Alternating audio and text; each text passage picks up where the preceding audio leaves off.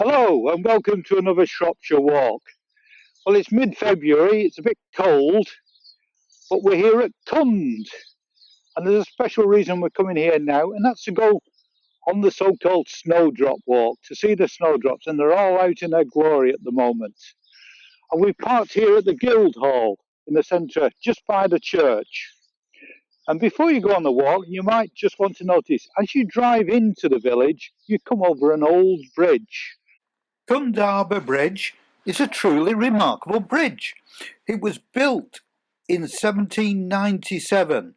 It was cast in Coalbrookdale, and it is the oldest iron bridge in the world still being used for traffic.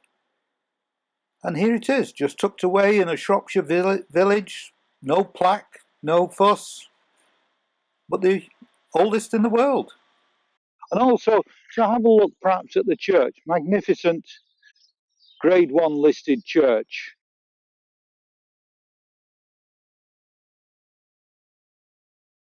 So here we are, park at the Guildhall if you wish, or in front of the church, and then immediately opposite the Guildhall is a stile, so cross the stile and off across the field till you come to the stream, and then turn left, and from then on we're going to be following the stream for a good mile or so. This really is one of our favourite walks. You can go any week of the year and it's a glorious walk, and perhaps we'll show some of the photos we've taken at other times of the year showing the different seasons. The snowdrops really are magnificent. They say that in Victorian times people came by train from places like Birmingham to pick them and take them back and sell them on the market. We've walked about a mile, following the stream upstream from Cund and keeping to the edge of the fields. And now we enter a wood. And it's something I can't quite understand about the wood. It's got a very impressive stone wall around it. Why should somebody build such a large wall around a wood? Must be an answer to it, but I don't know it. In the centre of the woods, we've come to this bridge over the Kund Brook. This area around here is used for shooting and fishing, and we've got a choice. You can either turn left up this track, and in about 200 yards there's a basic footbridge over into a meadow, or you can carry on this way, which is the way we're going. And then in another about 200 yards, we're going to come off the track to the left, following the footpath.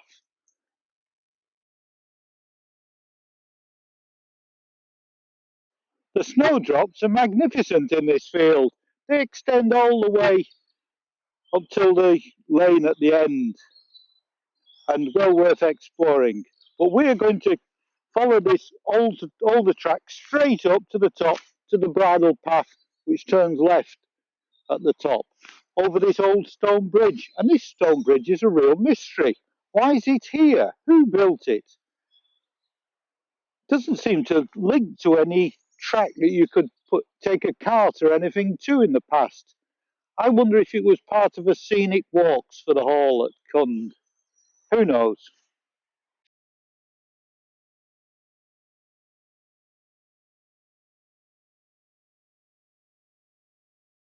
Over the field, you can see Acton Bernal, the woods behind Acton Bernal House, Concord College now, and you can just see a white building sticking out, and that's a sham castle. It was built in the 1800s so that the people who lived at the house could take their friends for a walk round the estate, and then tea would be laid on, nice picnic tea by the servants for them to have halfway round. Very pleasant. We could do with the same being laid on for us today, but I don't think it's going to happen. At the end of the bridle way, just by this house, we turn left down through the woods.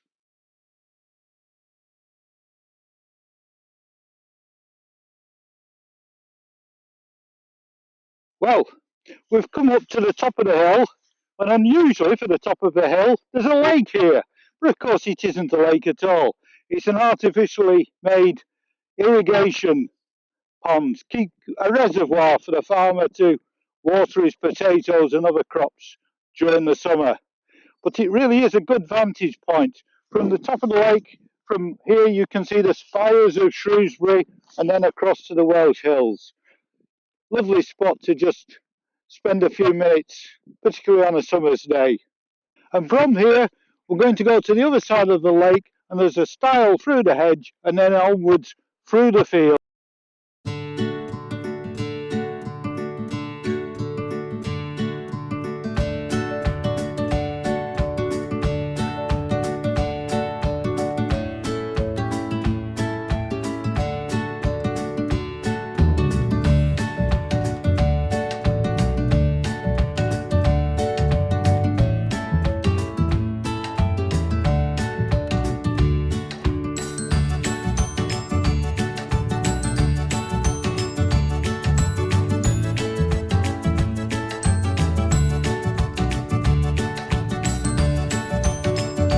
At the end of the path through the fields, a local resident has created a lovely garden in memory of his wife, Jenny, and he welcomes people to sit here and take in the view, which we're very happy to do so. You can see the Long Mynd and the Welsh Hills from here. Beautiful. From here, we take this lane left for about 100 yards, then it meets the road, and we turn left along the road, and that leads a mile along back to Cound and the church and the end of our walk. Well, we've come to the end of the walk. We're back in the centre of Cound by the Guildhall, and the chap next door to the Guildhall, he has a flagpole, and he has a good collection of flags, and he's always putting up the appropriate flag. And at the moment, it's Waitangi Day, National Day for New Zealand. There it is, a New Zealand flag, not quite flying, just a bit of wind in it now. Anyway, hope you've enjoyed the walk with us.